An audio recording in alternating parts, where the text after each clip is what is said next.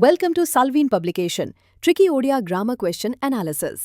Saloon tricky Odia grammar 49 number प्रश्नटी होछि शब्दगुड़िकर क स्तंभ सह ख स्तंभ को विभिन्न भाषार प्रयोग रे सठिक रूपे निरूपण करी उपयुक्त उत्तर बाछि लेख। यार क स्तंभ रे रहिछि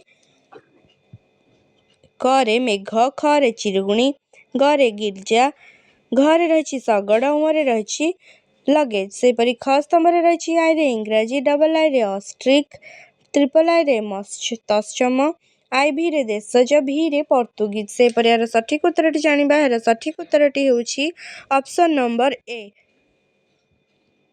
अर्थात क रो उत्तर होछि ट्रिपल आई तत्सम, ख रो उत्तर होछि आईभी देशज, ग रो उत्तर होछि भी पोर्तुगीज, घ रो उत्तर होछि डबल आई ऑस्ट्रिक, उ रो उत्तर होछि आई इंग्राजी। Don't forget to like and subscribe to the channel.